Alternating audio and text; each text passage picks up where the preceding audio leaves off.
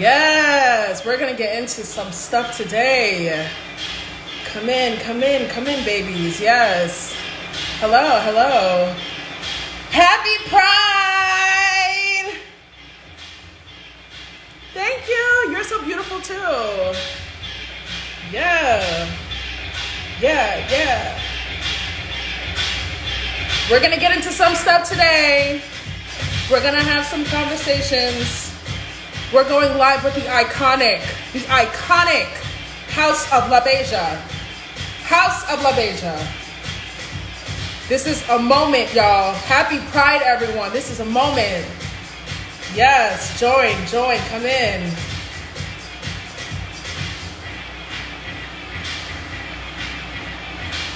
How y'all doing today? Drop heart emojis. Happy Pride. Drop some. I want to see flags. I want to see some flags. Yes. Happy Pride, everyone.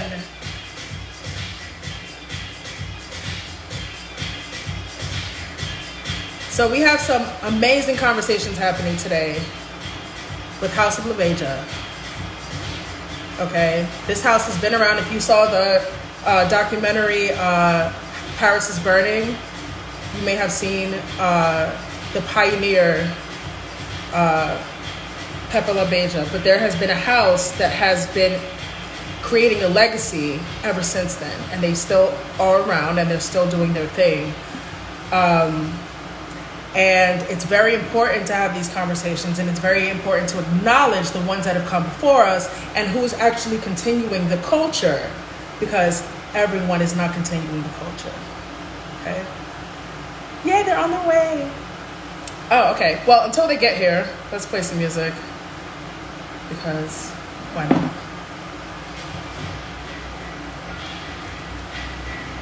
Here and queer. That's right. Yes. So we're going to be speaking today with several members of the House of LaBeija, and we're going to be talking about everything to do with ballroom, everything to do with pride, everything to do with how to be an ally to LGBT folks, and also how to be an ally to LGBT folks of color, because there is a huge difference. Let's get into it.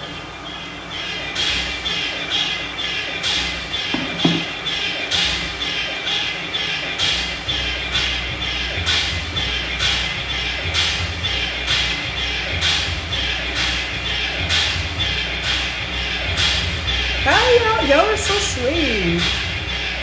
I'm looking at some of these comments. Thank you. I tried.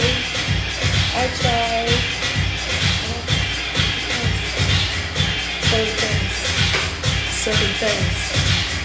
Giving things. I play around a lot, y'all. I play around.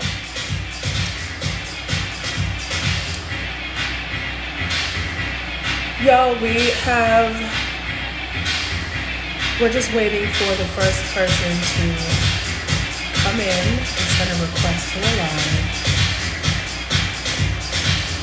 I do have to try. Oh my gosh. I've been feeling so scared and nervous when I do these. But like y'all make like this whole thing so much easier, so thank you so much.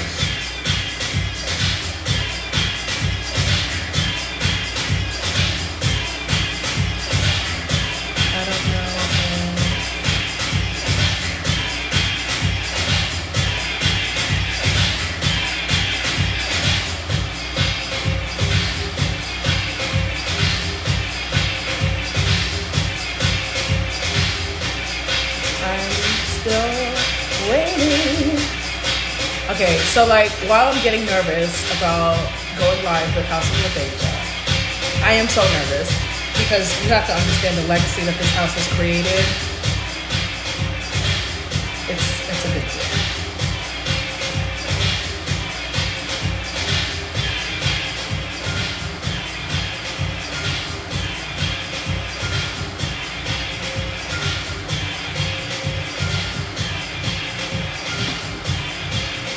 There we go.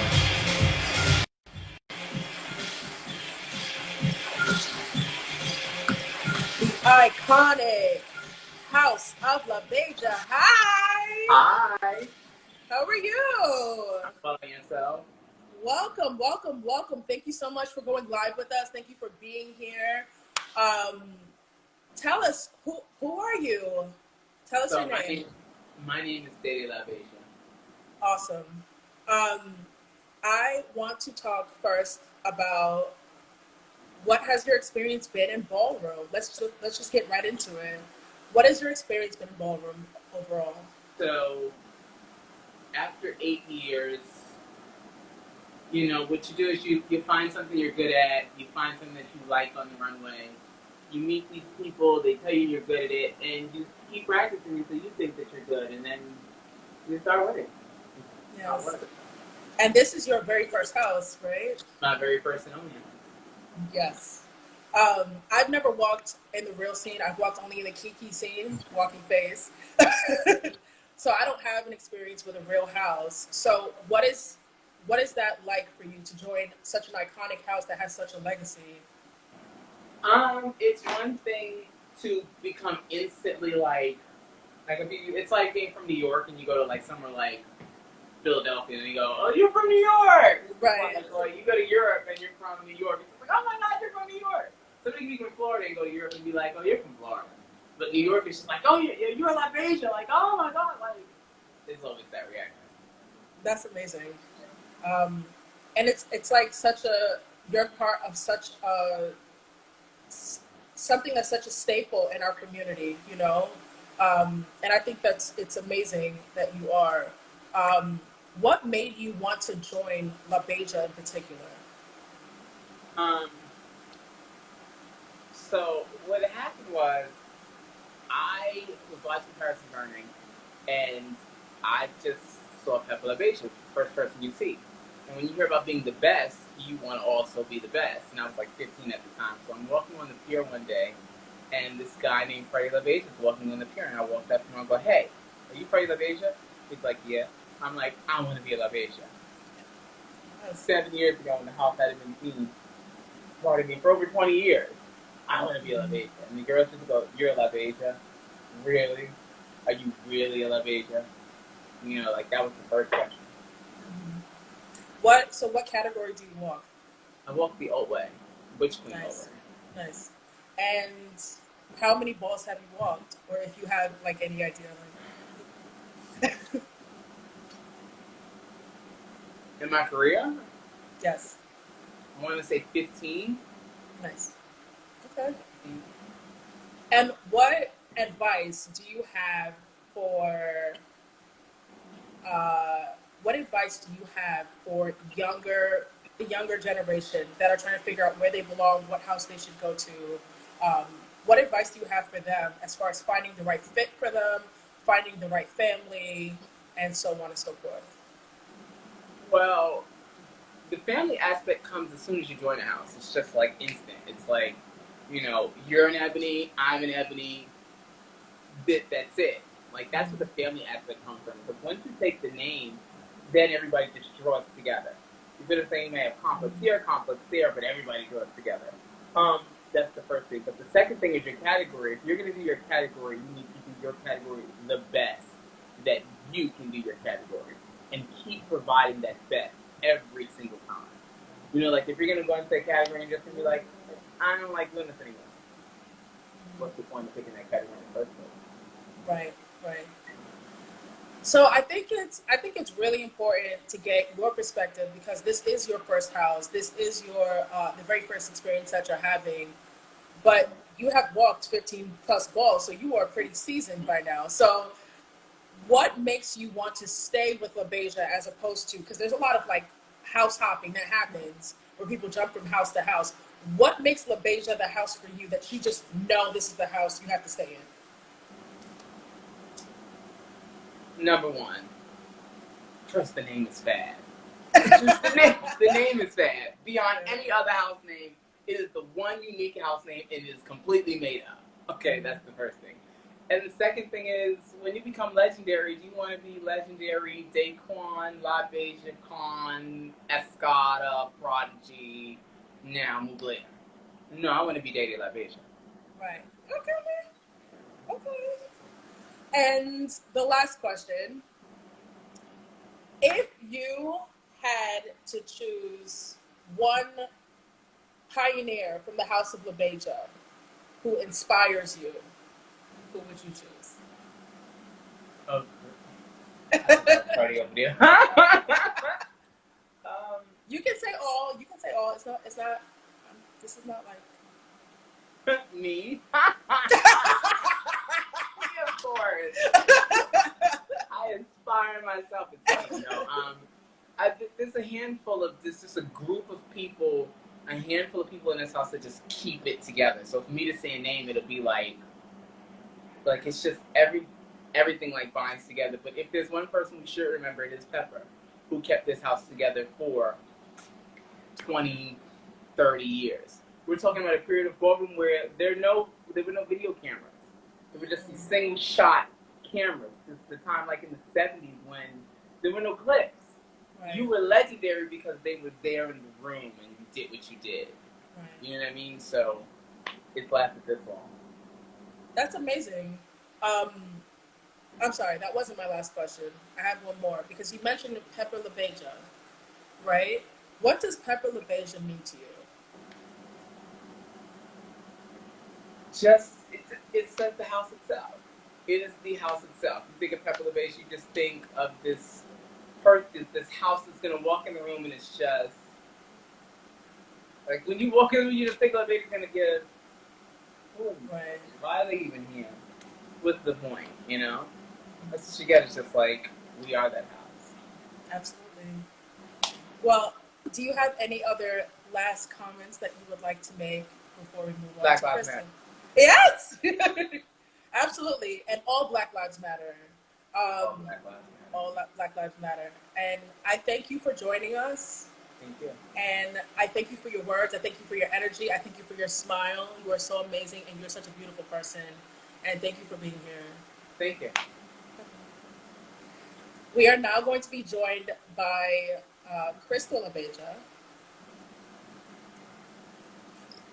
who is going to give us.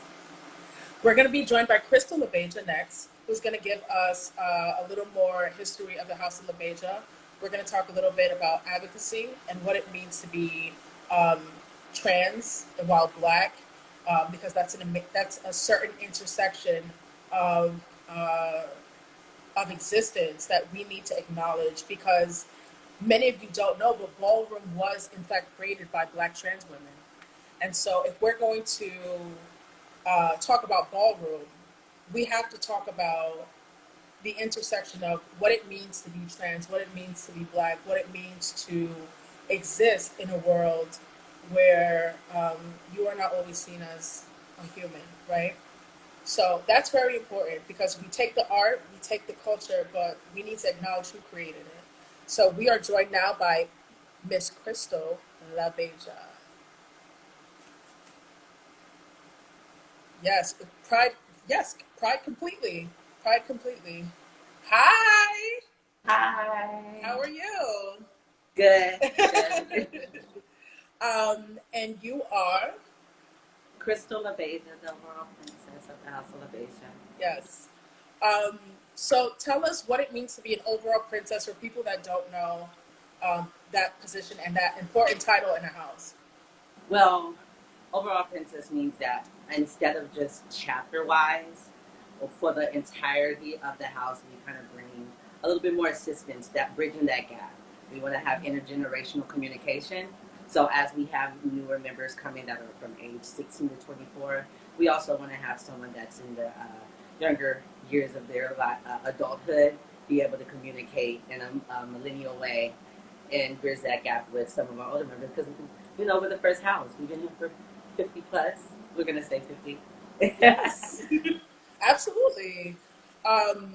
So what does advocacy mean to you, right? What does it mean?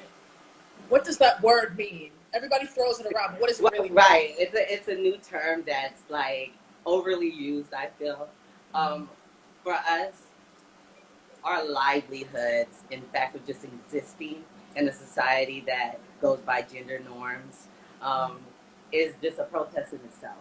Right. So, like, at the end of the day, me walking outside saying and declaring that I'm going to be who I feel I am versus what a stranger in a white coat told me I was before even knowing my name, um, that's a protest in itself. So Right.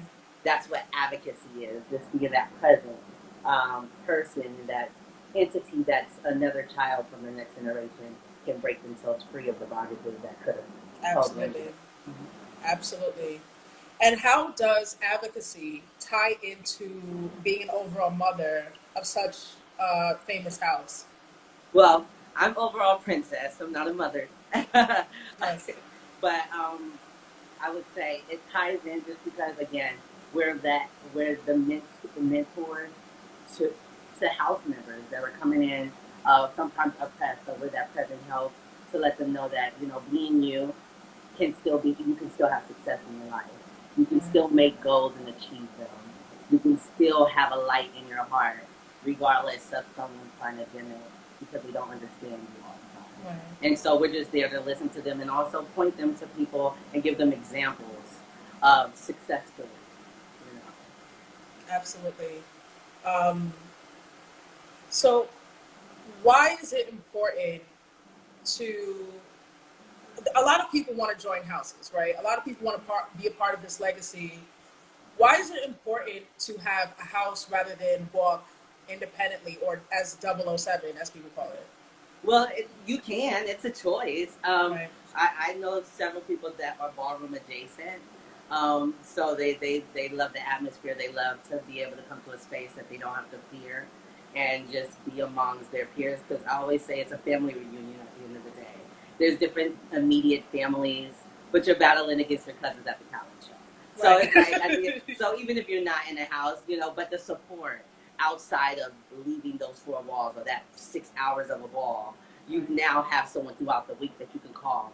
Sometimes there are specialties that houses can bring you in your career life or in your out of ballroom, off the runway life that can be beneficial if you know which houses have more more people in that profession that you're gearing to go to. So, like a lot of our requirements is that you're doing something with yourself, that you're motivated, that that you want to go to school. We want to fill that gap that maybe being kicked out of the house gave you, or the bullying in school, or the distractions of life gave you. We want to keep you on a steady pace because we know life throws knuckles at us, but at the same sense, we still want to, stabilize it in any way that we can. Absolutely. We were the nonprofits before nonprofits.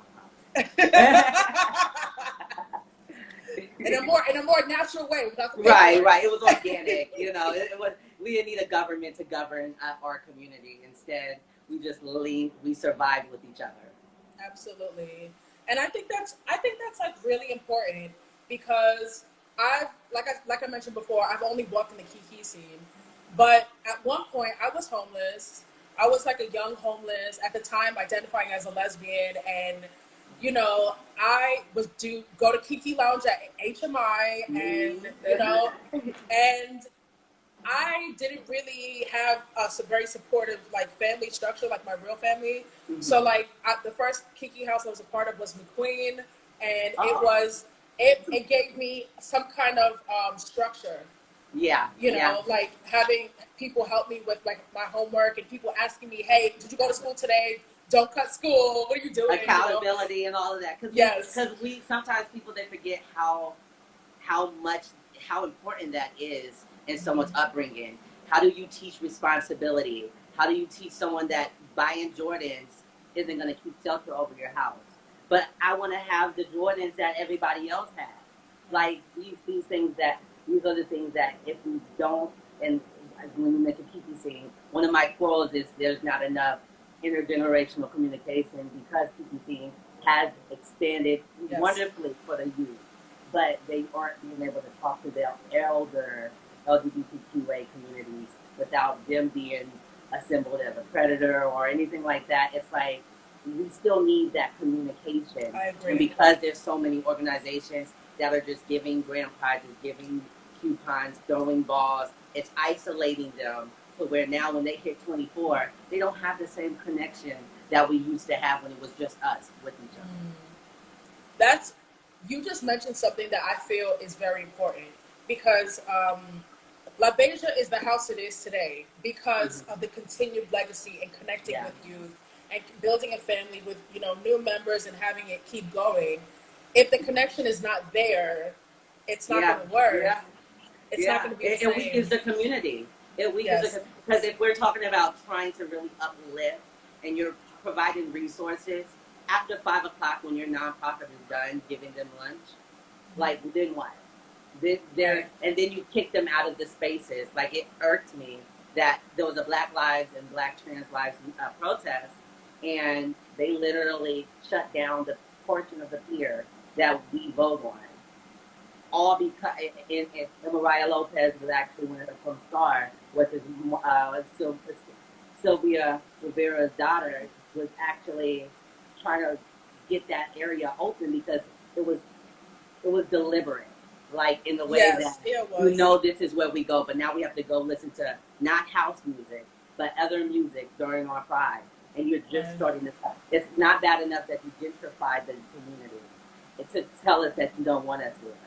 But at the same sense, you're now telling us, even on Pride, we can't have our area. Right. And that's our, like, you didn't even, when you thought it was a dump spot, and we still seen safety there, now all of a sudden that you cleaned it up, it's not good enough for us anymore. And I think that if, before we say Stonewall, and still see that our deprived Black LGBT community is still on the piers more than they are in shelters, that's a problem. Yeah. Like the pier is such a, and we're talking about the pier in New York City. If you walk down Krystal Street, we're talking about that pier, and that's a place where a lot of us have gone.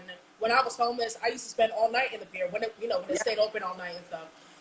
And that's a place that we felt safe. That we feel safe. So to hear that it's closed and the areas being gentrified, and it's very like. But that's the borough that has all the resources and all the money for our community. And then they wonder why, when you put us in SROs or in buildings in Brooklyn and in Bronx, and then you expect us to go back there after you let us go at 5 o'clock.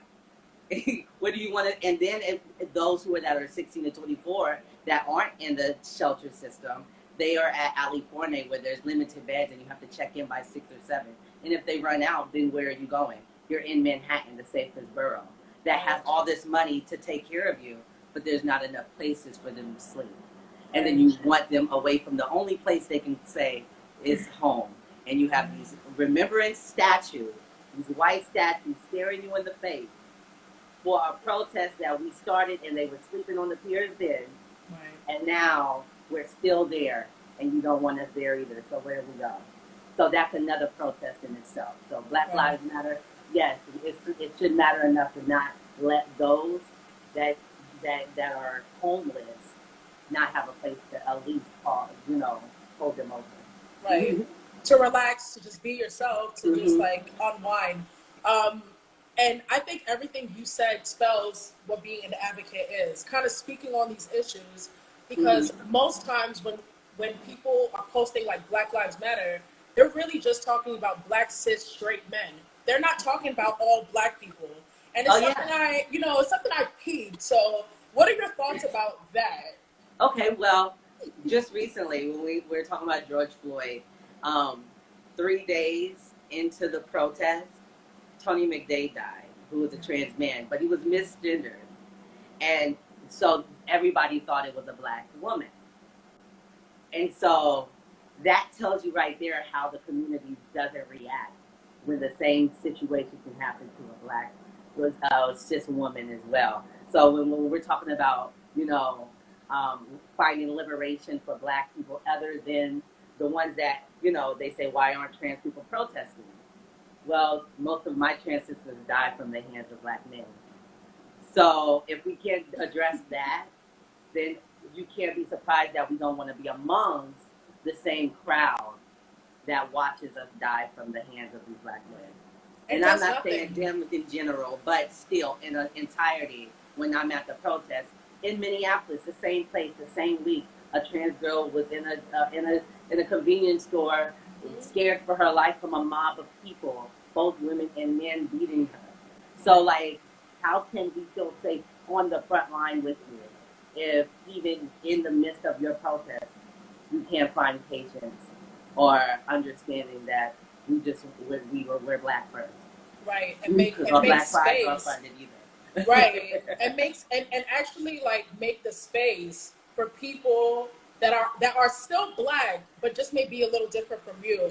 It always blew my mind how that kind of existed. And it kind of like, it speaks for itself with the riots, you know, the riots, the protests. Whose names are they protesting for? Who are they fighting for? Who are they out in the streets for? And I think that in itself is so disrespectful. It's so disrespectful because it's like, any, you know, the other 364 days of the year, you want to borrow from us. You want to borrow the culture. You want to, oh, I want to go to a ball. You want to be a spectator at a ball. We're great accessories for right. You but, have one. And that's the one thing I hate, when they feel they're entitled to tell us how to be the best us because they have a friend. They're like, I have a friend, so you're doing the same thing that we say racist people do. Right. I have a friend. I have a black friend. It shouldn't offend you. Right. I have a friend, so you should look like this. You should be like this. It's It's sad. It's just sad, you know. Like it's one thing to be talking about it, but it's like it's just sad at the end of the day, you know. And it kind of ties into like the next question I have for you, which is like, you know, being trans while black. That intersection is so not talked about, you know, the experience. And when it is talked about, in my opinion, it's on platforms where they just want you to kind of tell all the horror stories, and people kind of just want to, people want to like, you know, eat up your trauma and pain, but they don't really hear you. Exactly. They don't really see you. It's more so we invite you for you to tell us how your life is, like it's a sitcom or something. Right. But not really empathy. There's no empathy. There's no will to change. I will say that I had great examples of womanhood and people of trans experience. I just wish that the public media didn't use the umbrella term trans so loosely, because it confuses our people who may not get to college to go to Sociology 101 to learn about the difference between gender and sexual orientation and things of that sort. And the fact that intersexuals are people that are right in the middle. So what is their problem? This God hurts them. So it's like I think that when we call it what it is, there is an umbrella and there's categories within it. And that's a drag queen. That's a gender nonconforming. This is a two-spirited individual. We have to be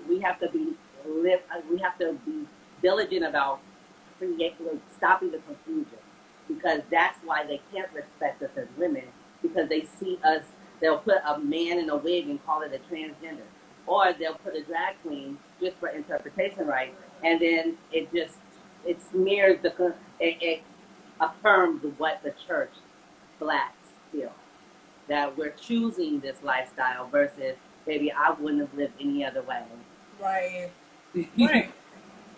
And I think that's for the cis people watching, pay attention to what's being said right now, because that's such a big problem that not enough cisgender people are talking about, because you have the privilege of not being, you know, not talking about it or not living that experience. And I think it's important for all of us to check, to kind of check the labels that we give people, because it's not our place. It's just not. It's not our. It's not our place to speak on it like we know what's going on. It's just not. Just shut up and listen. Just shut up. You know? Like, I've been married for 6 years now, and it's like, I'm not sleeping with you, so it doesn't matter. Although you won't, I'm as woman as I come. Still, when I have to know that my nieces and my nephews and everybody's coming up, and even if they're not sleeping with you, if she decides to run track and gets legs like Tina Turner, she's gonna have to worry about people misgendering her, and that can be violent to her. Because it's not just us; if you don't smile back at a guy, it now becomes a way to demonize someone, to take their womanhood away.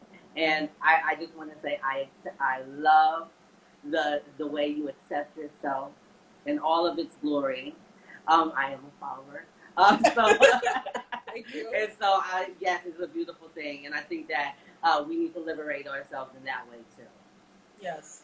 To be okay with, pleasure and knowing who they are and loving all of us and everything and all of its complexities. Yeah. Like just enjoying pleasure, just being a dom, Mm-hmm. these are all things that I should not be. Nobody, because it's true. Keep Nobody that looks behind the at doors. Yeah. right. Nobody looks at black women, a black fat queer woman. You know what I mean? And be like, oh, that's a person with power in the world. Yeah. She's a dominant person because she has power. They look at my dominance as anger or aggression or You just angry black you woman. angry black woman, and it doesn't make any sense because I'm not angry. I'm Right. happy. I'm You a happy bitch. Right. So let's talk about you're the overall princess of LaBeija. Let's talk about the house. Okay. How did you know that LaBeija was the house for you? Well, I did pageantry first. And being in that arena, Krystal LaBeija's name comes up a lot because she started off in pageantry, and ballroom kind of mimicked that more. So it was geared around the femme queens or the queens of femininity, and so her just in that protesting way. Because till this day, there's a lot of racism within the different drag systems that exist. They even discriminate against those who have surgical procedures or that are more woman than the drag queen. And so there's some that won't let you compete in that sense. And so just knowing that about how Krystal just stood up for herself against that whole system, just inspired, that won me over. Not to mention the family essence. Like, I was someone that got kicked out of entertainment, got kicked out of church. I went to a Bible college, things of that sort. So it's like having someone say that you matter still, having someone say that, hey, you still have something to give to the world. Don't let that dim your light shine. Sunshine, baby. So that actually gave me purpose again. And it reignited my flame to want to make sure that if you need it, it's there for you. I don't care what house you go to, although those are better. But if you can go to your house, but at the end of the day, it's it made me know that there's something I can pass on the way that it was passed on to me as a resource. Absolutely. Why is remaining present in the legacy so important? Ooh, well, because if we're not here, then who will be there? I see us getting all these accolades and being on mainstream and stuff. And I'm so thankful, but I don't want it to be dummied down to just being a competition. I don't want it to just be something that people watch as entertainment and that's it. Because then once we do that, we'll lose that safety place, and the government will be raising our kids again, and then who will protect them? So, for me, I don't want to just bring out the entertainment categories. Realness was about survival. If you ain't willing enough to go to the store and bring back the money that was made, then we ain't eating. The house is starving. That's where it came from. So I don't want to lose all of designer versus designer. There's different categories that uplifted the fashion designers, that uplifted the creators, the hairdressers and stuff. I feel like there's so much job building and career empowerment and confidence boosting that is necessary. And if we water it down and we continue to let it grow and lose that legacy and lose ownership of something we created, then honestly, where can we go? Right. The cause has been here for 150 years. The house scene, as we know, has been here for 50 plus. Right. Where will we go at that point? Right. So I mean, one of the things I heard you talk about was the careers that are built out of ballroom. Can you like expand on that a little bit? Because I don't think people understand how deep this goes. You know? Well, a lot of the dances that you see off behind people, the celebrities that are on tour, they come from us. Right. A lot of choreographers that aren't mentioned, they come from us. Right. There's dancers within the Alvin Ailey company. Hello. There's we're on all the award shows, adding ambiance to the ones you deem queens. We're in your hair. We're in your makeup. We're in the way that you do your tutorials. We're in the way that you decide to hashtag. We're in the, Right. like there's so many trends that come from within that you know it gets there, and we love it because we know that you're paying attention, and that's all we want. We just now want you to call it out and say, "Hey, girl, come over here, show me this," and it'd be a first-hand situation versus a roundabout. Oh, my friend told me about this, and this is, and then we're just a little we just went about it. Right. And you know, all the people that like follow these celebrities and think, oh, this celebrity Rihanna has such good fashion, or like Beyonce dresses so well. Where do you think that came from? The fashion designers. My auntie, she's a fashion designer. I have several friends who designs, who sews the custom looks before they get on the New York Fashion Week.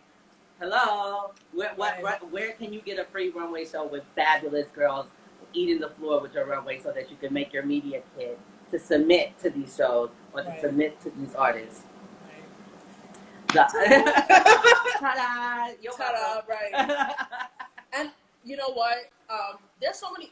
I keep saying it's so important to mention it, but it is. This whole conversation is so important because when people think of like queer, you know, LGBT, Q, I, P, B, you know what I mean? People, they don't think about all the contributions that we've made to mainstream society. Yeah. They don't. They just because it makes it easier for them to stay in their ways. Thank you. Right. You know, denial is that has been going on for decades. Right. Even the white people don't understand that our Constitution came from a world that viewed us as less than. So how can our system not be racist if it wasn't made for us? Right. It was made to enslave us. So we can't get upset that our culture, our family had to adapt and survive, and you know, Bible, whether they practice it or not, was an influence to the way that they raised their kids for survival reasons. And so a lot of those things is, I feel like it's an inner guilt that they didn't stay devoted or they're not accepted from the bigger part of their family that are wholesome. And so therefore this is the way that they can eat it, you know, hurt the people around us or hurt us just to feel like they're closer to their Christian brothers and sisters. Because that's not right. I learned that wasn't right before I left with them. And you know what? And it's very important to know. You know, you touched on Christianity. I don't want to offend anybody watching if you're Christians. I don't know. I'm not a Christian, so I'm going to say what I have to say. It's important to know that like things like homophobia, things like even being black, transphobia, these are constructs that directly come from colonialism.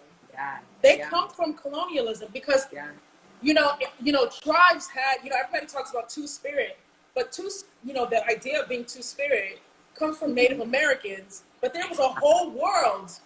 Yeah. You know, even in Africa, parts of Africa, tribes in Africa, we had names for all of these things, and they weren't discriminated against. We welcomed it. It was, you know, a part of who we really are, our real religions and our real languages. We had names for all of this, and we accepted them because we understood this is still a person that's a part of my tribe.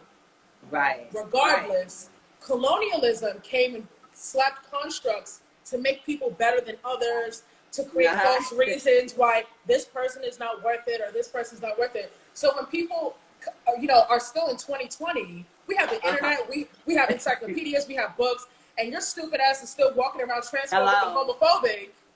I'm like, just look at the way that life comes into being. Like, the brain is adapted in your first trimester.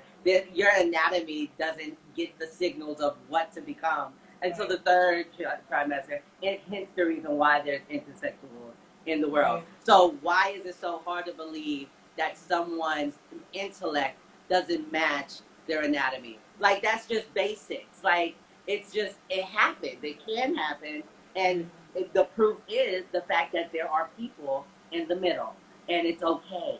Everywhere. It's okay. Everywhere. Everywhere. So Everywhere. you can't say it was a scientific Right. no that happened. It just happened naturally. It always Right. has.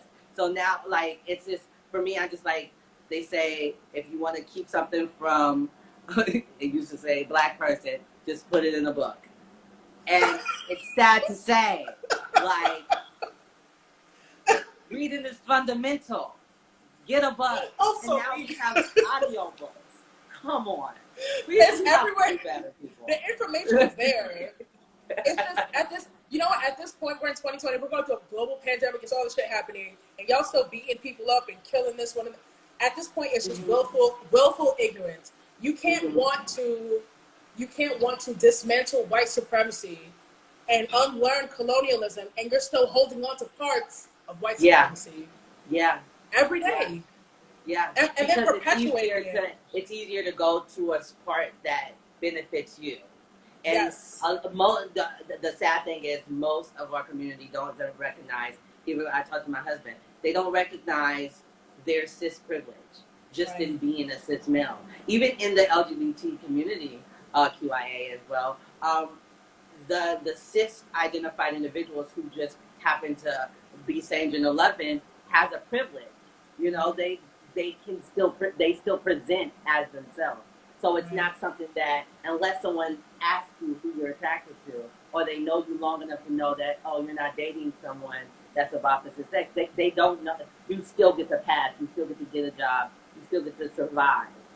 When it comes to someone who identifies, who presents themselves differently or may look a little odd, like there's a privilege. I mean, like that's why there is a privilege in being cis. And so I love my lesbian sisters. I love my gay brothers, all of that. But, and even my realness girls, like the girls that are super passing, there's a privilege in passing. So we have to first recognize our privilege and then be okay with saying that we should all have it equally. It's not that we're saying give us everything. We're saying just give us a chance. Like, I shouldn't be fired just for existing. It's the same fight that Black people have. It's the same fight that Native Americans have. It's the same fight that LGBT folks have. And I think people need to understand that the fight is the same across the board. The problem is there are people like us that fit more than one struggle. You know what I mean? We're fighting more than one fight at the same time. And that's where intersectionality comes from. And that's why it's important for people to understand you can't fight one of these fights at a time. It has to be all at the same time. Or it's not going to work. Or it's not going to work. And we're species that can, multitask. Come on. We can do that. I can do the dishes, wash the baby, and make sure I got something in the dishwasher and an oven. Come on, we can. It's possible, and there's more ways to do it than the way you contribute. Like, although I may not be on the front line because of I don't know what may happen, doesn't mean that I'm not reposting. I'm not at the Senate office because they got good security. That doesn't mean I'm not at the city hearings. Doesn't mean I'm at the town hall. I go to every election, not just the presidential, because I know that to change police brutality, that's on a state level. Like, these are things that I practice and I hope that we are teaching our community coming up. Protesting for federal government to handle everything doesn't change your local community. It's great. They will advise it. But if you want to make bigger change, let's go to the state level. We need to show up the way we do to get Trump out, to go to our city council, to go to ours. We see who's sitting in Congress. Like, we need to be more mindful of how we are trying to uplift our community. Absolutely. Absolutely. And I think for the cis folks watching, once again, I'm talking to y'all out there.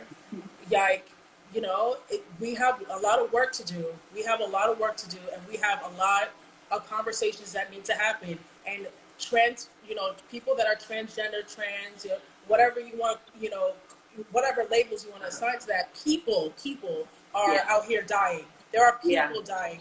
And if we know we're in a position of privilege, it's time for us to really start talking to each other, not putting trans people in the way to tell their stories, to feed off of their trauma and pain. We need to talk amongst ourselves about what is going on right now, and this has to stop, And I really kind of sometimes blame like the Jerry Springers and the Ricky Lakes when it was a punchline. And it's funny because black people sometimes always mention about, in order to get rich, you got to put on a wig and a dress and all this stuff. And we're like, well, not technically. It's a mission behind that. Because if you're desensitized and you see somebody walking around like that and you're mad at America putting your favorite comedian, you're the person you look up to in a dress, then you're gonna, when you see someone outside that you feel is a man in a dress, you're gonna reenact that anger, and you feel okay with it. And then the friends just laugh at it and say hooray, because you guys already built up this thing that, oh, they are making our celebrities do this, so let me take it out on them. Like, so these like, there's just a whole bunch that I don't like about media, because we don't have a say so, and so we don't know how we're portrayed. We don't know. I hate when it's someone that they want to uplift. They'll hire a cis person to play the trans part in Law and Order several times and everything. And it's just like I feel like they're not showing people reality, showing us in a real reflection, so that people can grow to love us versus have a hate for us. Right. And even if people don't want to love, any queer or trans or LGBT folks, you don't have to like any of us, but we're not going anywhere. Like, Hello. where are we going? Nowhere. We all ain't got the money to fly overseas and start a new life. I'm sorry. Right. Like, get over it. And so my last question for you is, why service is such an anchor of your house in your community? Why is service so important? Well, I believe it's so important for our houses because we have to set the example. We have to set the mood. I think once we stop doing service, then every other house has an excuse on why they don't have to. So I think that's one of the reasons why we push so hard to be present in that area. Because it's like we love our people enough to be out there, even when they feel like we don't need to do it no more. It's okay. Right. Somebody needs it. Somebody needed that. Hello. Someone needed to see us every week. Say, do you got something to eat? Okay, you struggling with something? You need. Listen, I know a place you can go to. Right. You've been out here a couple of nights. I've been seeing you in that same cute outfit. Like, what, you need some more? That was me. That was me. You know what I mean? Yeah. So, like, that was me, yeah. It takes that. Because, like, honestly, I always say that, because I'm independent, I feel like we need to do more of raising our people to that next level. We have to do that. We can't blame and wait for anybody to pick us up if we're not willing to do that ourselves. Absolutely. Krystal LaBeija, you are a force. You are gorgeous. You are such a powerhouse. And I want to thank you so much for all of your words. I want to thank you so much for your advocating and being out here and doing the work. Thank you so much. Where can we find more of your work? No problem. Well, I'm at Krystal LaBeija on all social media, so I'm easy to find. That if you haven't seen it yet, please go see Peer Kids to Life by Elegance. It's a documentary about my transition and how I even found the house and the ballroom via the pier. And where can we find that? That's a pier. We just now aired on at the Outfest. So you can find it at different places. I'm following them too. So if you go there, you'll see some links to Peer Kids to Life. Mm-hmm. Awesome. And they have an Instagram too. Mm-hmm. Awesome. Krystal LaBeija, thank you so much. We are coming back with Freddie LaBeija and overall mother Vivian LaBeija in about 10 minutes. So join us at 7 o'clock. Krystal LaBeija, thank you so much. Love you. Love you. Bye.